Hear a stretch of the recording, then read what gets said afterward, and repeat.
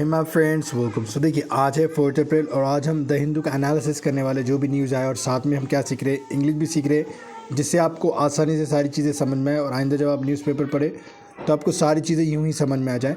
तो देखिए, हमारा पहला जो आर्टिकल है वो क्या है, देखिए, SC to list before polls, okay, please to verify count in all EVMs। ये क्या कर रहा है, देखिए, SC टू लिस्ट यानी SC को क्या करना है, अभी लिस्ट करना है बिफोर किससे, पोल से, मतलब जो भी अभी इलेक्शन आने वाले हैं वो उससे रिलेटेड बात चल रही है यहाँ पे। Okay, please to verify count in all EVM, मतलब क्या करेगा, जो प्लीज़ आई है किसके ऊपर, जो भी याचिका आई है EVM मशीन को, मतलब क्या करना है, इलेक्शन से पहले हमें क्या करना है कि हम उसे क्रॉस वेरीफाई करेंगे, कितने वोट कितने को पड़े हैं, वो वाली चीज़ें। तो चलिए देखते हैं न्यूज़ में क्या है। और सो देखिए, the supreme court, okay, that's it. So the Supreme Court on Wednesday agreed to list ahead of the Lok Sabha election a series of petitions seeking a directive to the Election Commission to mandatorily cross-verify the vote count in all electronic voting machines by counting all voter verifiable paper audit trail. So देखिए, इसमें इतने बड़े article में ये, मतलब इतने paragraph में क्या कहना चाह रहा है कि लोकसभा क्या करने वाले, जो भी पिटीशन आई है, जो भी क्या मांग कर रहे हैं कि इलेक्शन कमीशन जो है, ओके, वो मैंडेटरीली क्या करना है, उन्हें मतलब वो ज़रूरी है, लाजमी है कि वो क्रॉस वेरीफाई करे जितने भी वोट काउंट हो रहे हैं EVM में, ओके, उसे क्रॉस वेरीफाई करना है, okay, bye counting all voter, ये VVPAT से, मतलब जो स्लिप्स आते हैं वो वाली सारी चीज़ें इससे करना। अब इसमें क्या किस्म की इंग्लिश इस्तेमाल हुई मैं आपको बताता हूँ, और हमने ये सारी चीज़ें इस्तेमाल की। एग्रीड यानी क्या है, हम सिंपल पास्ट टेंस पहले ही पढ़ चुके हैं। टू लिस्ट यानी मतलब कोई चीज़ को लिस्ट करना, लिखना, ओके, लिस्ट में, वो वाली चीज़ें। तो इसमें कोई ऐसी तूफ़ान इंग्लिश इस्तेमाल नहीं हुई है जो हवा बनी हुई है कि द हिंदू में बड़ी डेंजर इंग्लिश इस्तेमाल होती है, ऐसा कुछ भी नहीं है यहाँ पर, ओके। सो देखिए, उसके बाद है, the current practice is verification of votes cast in only 5 polling station of each assembly constituency through the slip. Okay, ये ऐसी प्रैक्टिस कहाँ पे हो रही है, अभी 5 असेंबलीज कॉन्स्टिट्यूंसीज में ही हो रही है, ये स्लिप्स के जरिए, VVPAT स्लिप के जरिए, ओके।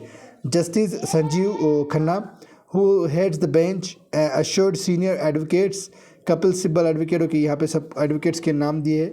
तो इन्होंने क्या किया है, जो जस्टिस संजीव खन्ना जो बेंच को हेड कर रहे हैं, ओके, जिनके वो मतलब जो मुख्य है, उसे क्या कर रहे हैं, ये सबको क्या अश्योरेंस क्या दे रहे हैं, क्या आश्वासन दे रहे हैं कि all appearing for various petitioners including the association, ये भी है, that the case would be listed the week after next, okay, मतलब जो ये वीक जाके जो आने वाला वीक है, हम उसमें ये सारी चीज़ें कर लेंगे, मतलब इलेक्शन से 1-2 हफ्ते या ऐसा समझ लीजिए, कुछ हफ्तों पहले हम सारी चीज़ें क्रॉस वेरीफाई कर लेंगे, okay. The Lok Sabha election will begin on 19 April, okay, मतलब इलेक्शन कब शुरू होने वाला है, वो 19 अप्रैल को। In an oral mentioning, oral यानी मुंह से ही बोले, ऑफिशियली कोई नहीं है। The lawyers urged the court to hear the case before the election, तो लॉयर्स ने क्या अर्ज किया, ओरली बोले मुंह से, कि जो अर्ज है, मतलब टू हियर, उनकी जो पिटीशन है, जो भी केस है, वो इलेक्शन से पहले सुना जाए, possibly in even next week, मतलब आने वाले वीक में ही वो सुन ले हमारी याचिका, ओके। ओके, अब कोर्ट क्या करा, we may not be able to hear next week, हम शायद ये वीक ना सुन पाए, अगले जो आने वाला है। दैट इज़ वाई वी से द वीक आफ्टर नेक्स्ट, मतलब इसीलिए हमने कहा कि इस वीक के जाने के बाद जो वीक आने वाला है उसमें हम सुनेंगे। Justice Khanna said, he said the coming week had only Tuesday available for detail hearing, okay. उन्होंने क्या कहा, खन्ना ने, मतलब जो हेड कर रहे बेंच को, उन्होंने कहा जो आने वाला वीक है, जो ट्यूसडे अवेलेबल है, वो किसके लिए, डिटेल हियरिंग के लिए है। As Monday and Wednesday had been reserve for miscellaneous case, और जो बाकी के जो दिन है वो हम उसमें बहुत सारे मिसलेनियस यानी विविध तरह के जो केसेस होते हैं अलग अलग के, हम वो केसेस सुनने वाले हैं।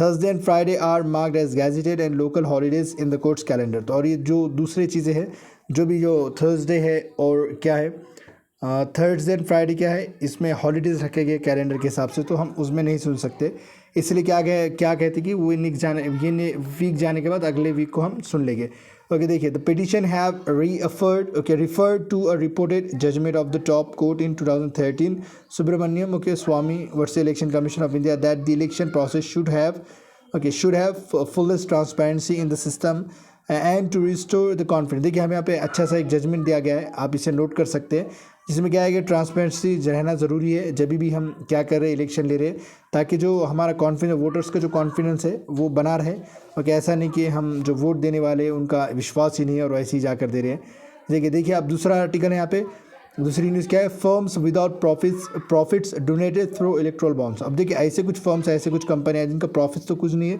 लेकिन वो उन्होंने भी क्या किया, डोनेट किया इलेक्ट्रल बॉन्ड्स को। अभी क्या दिखाता है कि मतलब जो कंपनी के पास पैसा नहीं है, उनका नेट प्रॉफिट भी नहीं है ज़्यादा, फिर भी वो कैसे क्या कर रहे हैं, डोनेट कर रहे हैं, तो इसके पीछे कोई ना कोई तो राज छुपा हुआ होगा। चलो देख लेते हैं।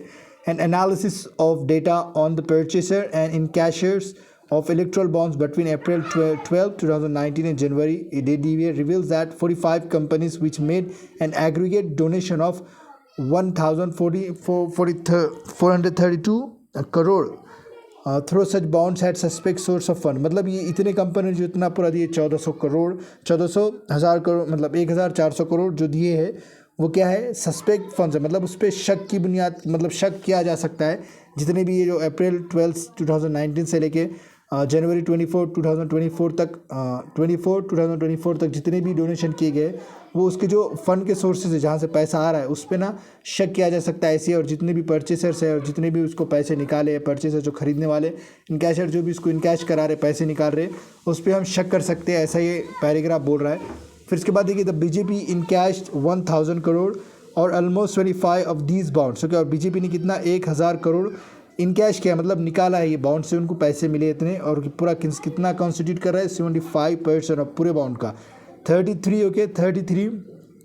of the 45 firms which donated these bonds had negative or near zero net profits। Okay, अब 33 यानी करीब 33 क्या है, वो जो 45 फर्म्स ने जो डोनेट किया उसमें 33 क्या है, उनका हैड नेगेटिव और ज़ीरो नेट प्रॉफिट्स, मतलब उनका कोई प्रॉफिट नहीं है। प्रॉफिट क्या होता है आपको पता है, नेट प्रॉफिट जो टोटल अर्निंग होती है जो भी कंपनी की, मतलब हम एक्सपेंसेस सारे कट कर देते, जैसे इंटरेस्ट टैक्स जो भी उनकी सारी चीज़ें होती है, ऑपरेशनल टैक्स जो भी होता है, ऑपरेशनल जो पैसे लगाते हैं वो सारे कट छट करके जो नेट प्रॉफिट बचता है, जो भी कंपनी की अर्निंग है लास्ट में सारा कैलकुलेशन करेंगे उसे हम नेट प्रॉफिट कहते हैं। तो वो तो निगेटिव में फिर भी इस कंपनी ने क्या है कि ऐसे 33 कंपनियाँ जो डोनेट किए।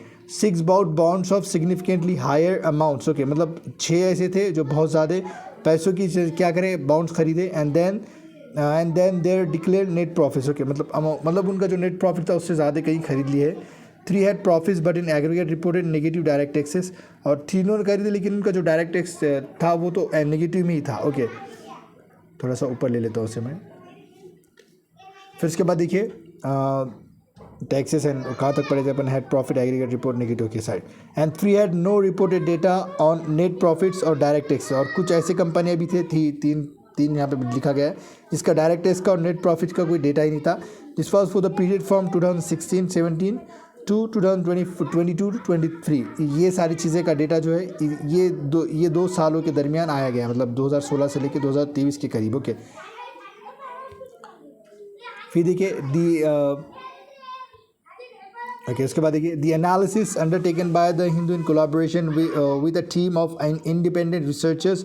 मतलब ये किसने कलेक्ट करा था एनालिसिस, द हिंदू ने, उनके साथ कुछ इंडिपेंडेंट रिसर्चर्स थे। उन्होंने क्या था, review total 385 companies that had donated bonds worth 5,362 crore in aggregate. Okay, मतलब कितने करे थे देखिए 385 कंपनीज है, उन्होंने कितने करे थे डोनेटेड, 5,000 के करीब करोड़ के करीब मतलब उन्होंने डोनेट किया था टू रूलिंग बीजेपी पार्टी। मतलब जो अभी बीजेपी पार्टी है सत्ता में उनको इन्होंने डोनेट किया था 5,000 करोड़ के करीब के, और आगे भी है 362 which was the party. Okay, which was the party that had receive the largest share of the bond. और ये सब में ज़्यादा पार्टी है, मतलब ये सब में लार्जेस्ट बॉन्ड लेने वाली पार्टी बन चुकी है। Okay, of this 221 firms could be match with the centre for monitoring Indian. Okay, यहाँ पे डेटा दिया गया है, देख सकते हैं आप। Okay, the review match the bound data of this firms okay to against the profit and direct taxes. मतलब ये जो दिए हैं इनका प्रॉफिट तो कम है और डायरेक्ट टैक्सेस का इनका डेटा भी नहीं है, फिर भी ये इतने ज़्यादा क्या कर रहे हैं, डोनेट कर रहे हैं, ये यहाँ पे बताने की कोशिश की जा रही है। सो देखिए अब ये हैं 3 freed Rajiv case convicts. Okay, send back to Sri Lanka. जो अभी छूटे थे, जो लूज रहते, जो मतलब कन्विक्ट होने के बाद जिसे छोड़ दिया जाता है 3 फ्रीड आज़ाद वाले, तो वो वैसे को क्या है अभी श्रीलंका को वापस भेजने का क्या चल रहा है, प्लान चल रहा है, मतलब क्या न्यूज़ देख लेते हैं। ये तो हेडिंग पढ़े हमने। फिर देखिए 3 Sri Lankan nationals convicted in the former prime minister Rajiv Gandhi okay assassination case. So जो 3 थे मतलब श्रीलंकन नेशनल कन्विक्टेड, जो क्या थे, अपराधी कन्विक्टेड यानी जो अपराध बन चुके। ओके, जिसे गिल्टी डिक्लेयर करा जा चुका है, किनके असैसिनेशन यानी हत्या में, किनके, राजीव गांधी के। मुरुगन एलियास यहाँ पे नाम दिए गए। Okay, who were prematurely release from prison. Prematurely यानी वक्त से पहले ही, okay, before the due time बोल सकते हैं, वक्त से पहले क्या हुआ था, रिलीज़ हो गया था फ्रॉम प्रिजन यानी जेल से। And then detain at a special camp in Tiruchi, और डिटेन किया गया, उन्हें रखा गया, मतलब बंधक बनाकर समझिए, हिरासत में लिया गया। कहाँ पर? तिरुचि में, तमिलनाडु में। Were deported to Sri Lanka on Wednesday, और उन्हें डिपोर्ट कर दिया गया कहाँ पर? श्रीलंका में, ओके, ऑन वेंसडे यानी बुध के दिन। फिर इसके बाद देखिए, sources said, okay, on receipt of the final clearance from the union ministry of home affairs to send them back to Sri Lanka, okay, मतलब ये क्या था? रिसिप्ट ऑफ फाइनल क्लियरेंस, मतलब क्या इनका क्या होना है, वहाँ से कहाँ से आई थी? Union ministry of home affairs से आई थी ये, तो उन्हें कहाँ भेजना था? श्रीलंका को भेजना था। Which run the revenue department which run the special camp release them on Tuesday, मतलब इन्होंने क्या करा था? रिलीज़ कर दिया था। They were taken to Chennai, मतलब उन्हें चेन्नई ले गया जा चुका था। इन अ पुलिस व्हीकल में under the tight security they left for Sri Lanka around 10 AM by Sri Lankan airlines flight, और उन्हें क्या गया है? 10 बजे करीब लेकर चला गया है कहाँ पर? श्रीलंका में। एन एडवोकेट, ये नाम है, who facilitated their release from the camp by submitting the required documents also accompanied them to Sri Lanka, मतलब कोई एडवोकेट है, उन्होंने क्या किया? इनका रिलीज़ को फैसिलिट किया। फैसिलिट यानी मतलब थोड़ा ईजियर बनाना, ओके, तो बाद में श्रीलंका को उनको लेकर भी चला गया है, लेकर गया है उन्हें, okay. Certificate issued, the Sri Lankan deputy high commissioner in Chennai issued emergency travelling certificate, okay, जो हमारे पास जो बैठे हुए एम्बेसी में चाइना में श्रीलंका की, वो क्या किए? सर्टिफिकेट के ट्रैवलिंग सर्टिफिकेट इशूड किए। A one time travel document on March 25 to all of them, मतलब एक बार वो ट्रैवल कर सकते हैं, ऐसा एक क्या किया? सर्टिफिकेट जारी किया, ट्रैवलिंग सर्टिफिकेट 25 मार्च को। Sri Lankan member of parliament, okay, and general secretary of Tamil Nadu people's front, okay, यहाँ पे दिखा गया, told the Hindu that the 3 freed convicts emerged from, okay, Bandaranaike international airport in the evening hours after their flight landed in the country, okay. तो यहाँ पे दिया गया, मतलब जो ऑफिशियल से वो कह रहे हैं कि किस तरीके से वो हमारे देश में वापस आ गए कौन एयरपोर्ट से, ये वाली चीज़ें है, okay. Mister Kajendran, right, say the 3 would head to Jaffna in the northern province, और ये क्या होगा? जाफना में जाएगा, जो नॉर्थर्न प्रोविंस में है हमारे, मतलब श्रीलंका में, ओके। इन SC इन सुप्रीम कोर्ट, देखिए अब दूसरा क्या है यहाँ पे, हम देख लेते एक बार। दूसरा है इन SC यानी सुप्रीम कोर्ट, तमिलनाडु, TN यानी Tamil Nadu, अक्यूजेज centre of delaying disaster relief fund, अक्यूजेज यानी इल्ज़ाम लगा रहा है किस पर? सेंटर पर। डिलेइंग किस लिए? ऑफ डिलेइंग डिजास्टर रिलीफ, मतलब कोई नेचुरल आपदा, नेचुरल डिजास्टर हो रहा है और ये फंड रिलीफ नहीं कर रहे हो, कि जो रिलीफ फंड होता है वो गवर्नमेंट रिलीफ नहीं कर रही, तो उसके लिए क्या कर रहे हैं? अक्यूज़ लगा रहे हैं, मतलब इल्ज़ाम लगा रहे हैं सेंट्रल गवर्नमेंट पे। देखते ही क्या है news. Tamil Nadu on Wednesday file a suit यानी मतलब कोई कंप्लेंट वगैरह करना, in the supreme court accusing the union government of treating the people of the state in a stepmotherly fashion by delaying the release of disaster, मतलब ये क्या कह रहे थे कि तमिलनाडु ने एक क्या कंप्लेंट किया सुप्रीम कोर्ट में, और क्या कहा कि गवर्नमेंट को कि वो हमें ऐसा ट्रीट कर रही है और हमारे स्टेट के लोगों को ऐसा ट्रीट कर रही है, स्टेप मदरली यानी एक सौतेली माँ की तरह, ओके। फैशन बाय डिलेइंग, किस वजह से? मतलब डिले कर रहे हो release of disaster relief fund के उससे of nearly 38,000 crore, sought by Chief Minister M.K. Stalin to help tide over the twin calamities of cyclone Michoang and unprecedented floods, मतलब ये क्या करे कि इन्हें 38,000 करोड़ क्या करना था? इन्हें रिलीफ के फंड के लिए देना था गवर्नमेंट को। तो M.K. स्टैलिन क्या कर रहे? टाइड ओवर, यानी टाइड ओवर के माने होते हैं किसी को फाइनेंशियली हेल्प करना किसी डिफिकल्ट सिचुएशन में उसे। द ट्विन क्लाइमेट, मतलब जो क्लाइमेटीज आया था, जो प्रॉब्लम हुई थी साइक्लोन की, मिचुआंग लिखा हुआ है यहाँ पे, एंड अनप्रेसिडेंट फ्लड, मतलब जो अभी तक नहीं आया ऐसा फ्लड आ गया था हमारे तमिलनाडु में, तो उसके लिए जो रिलीफ फंड था 38,000 करोड़ का, वो अभी तक रिलीज़ नहीं किया गया। तो ये इनका क्या है प्रॉब्लम है, मतलब ये इनकी ये कह रहे गवर्नमेंट को कि भाई आप क्यों रेज नहीं कर रहे हो, राइट, और आप हमें एक सौतेली माँ की तरह क्या कर रहे हो? ट्रीट कर रहे हो, हम स्टेट को भी और हमारे लोगों को भी। There is no justification in delaying the release of fund, और यहाँ पे कोई आप जस्टिफाई नहीं कर सकते कि ये डिले क्यों हो रहा है, आपको रिलीज़ कर देना चाहिए। The differential treatment in the release of funds in comparison to other states is tantamount to class discrimination. Tantamount क्या होता है? कोई चीज़ को इक्वल समान करना, तो ये किसके? क्लास डिस्क्रिमिनेशन के समान हो रहा है जो आप रिलीज़ नहीं कर रहे हो, और ये डिफरेंशियल ट्रीटमेंट जो आपका है वो किसके समान है? एक क्लास डिस्क्रिमिनेशन के समान है, okay. And it violates the fundamental rights of those who have suffered due to calamities, और ये किसको ये कर रहा है, क्या कहेंगे, वायलेट्स कर रहा है फंडामेंटल राइट्स उन लोगों के जो क्लाइमेटीज़ को सफ़र कर रहे, जो प्रॉब्लम में है इस नेचुरल डिजास्टर की वजह से, and face greater hardship and irreparable losses, और वो क्या फेस कर चुके हैं? हार्डशिप, बहुत सारी मतलब परेशानियाँ, और ऐसे लॉस जो अभी अब उसे रिपेयर नहीं किया जा सकता, मतलब वापस नहीं लाया जा सकता, मतलब वो जो लॉस वो झेल चुके हैं अब उसे वापस उसे ठीक नहीं किया जा सकता, ऐसा वो लॉस झेल चुके हैं। This step motherly treatment violets the national disaster management policy. अब ये किसको भी वायलेट्स कर रहा है बोल रहे हैं, नेशनल डिजास्टर मैनेजमेंट पॉलिसी जो है उसको भी, और इंक्लूडिंग फाइनेंशियल रिलेशंस को भी क्या कर रहा है, वायलेट्स कर रहा है।